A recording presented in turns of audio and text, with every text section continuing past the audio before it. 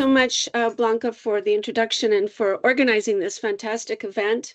And it's just been such a pleasure for me personally and for the Women Entrepreneurship Platform to collaborate with such a wonderful consortium on this project. I'm going to just quickly talk about a few points with regard to the benchmarking work that we did. And so one thing, first of all, you will be getting some detailed information on benchmarking from three countries that were studied. So I'm not going to go into those details, but I'm going to go more into just an overview of what was done. We conducted a discourse analysis of four major EU policies, including the CAP, the Long-Term Vision for Rural Areas, the Farm to Fork Strategy, and the Green Deal, and 36 national equivalent policies, 9 countries times 4 policies. We drafted 4 national synthesis policy reports, and each covering 9 countries. We had a team of 20 plus researchers working on this over the last year. It's been a pleasure to work with them. We've done a tremendous amount of work together, and it's really gone very well. One thing that the Grass Ceiling project maintains is that the gender dimension is fundamental to society, economy, and sustainability. Women need to be involved in rural areas and farming to solve the problems we are facing. And young women in particular may prefer to live where they are paid for their work and where they can build up a pension and have basic services they need, including childcare. Digital inclusion and access is not yet fully integrated into the 9 countries and needs attention. My general impression is that there is a lot of room for improvement. I kept trying to find best practices, and they are certainly many best practices that we found. But we have now opened the discussion and are beginning to understand the gravity of what needs to be done to bridge the gender gaps.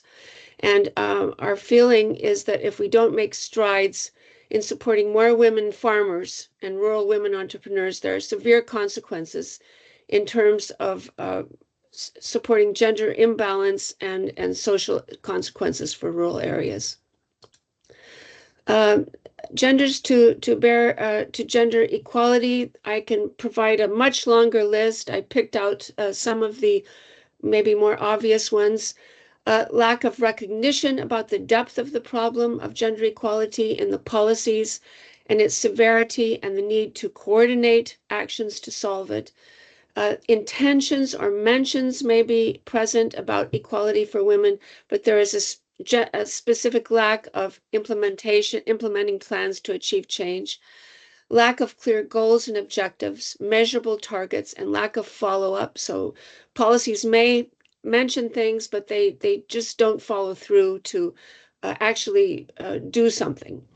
Lack of budgetary considerations targeted specifically at women farmers and rural women entrepreneurs. They need access to finance in order to make changes, in order to start businesses, and due to lack of ownership, they do not have collateral when they go to the bank to ask for money.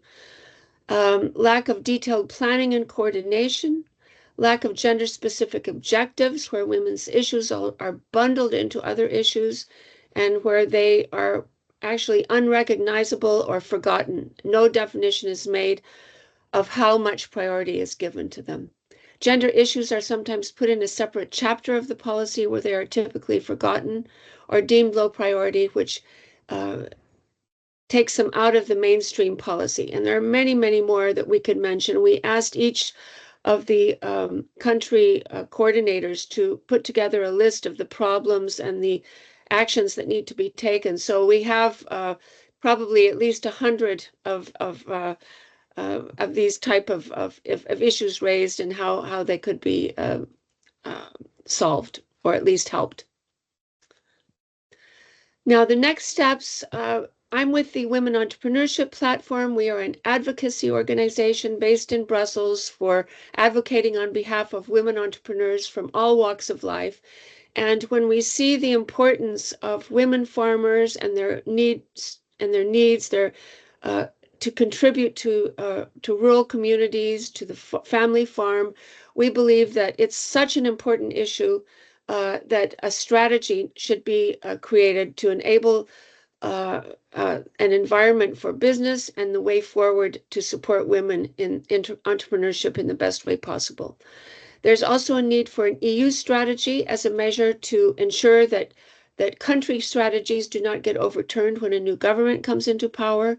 We've seen this happen in Austria, as an example, where when a new government came into power, it was only because we had an EU strategy that the women's rights that were won under the previous government were allowed to continue.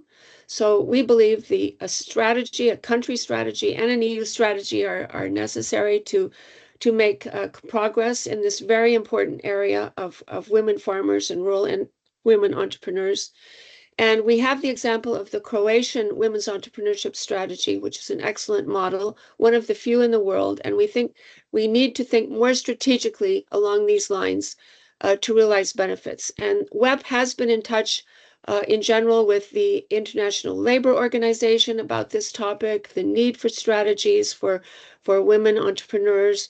And they support us entirely in this area, that the strategic focus is the way to go.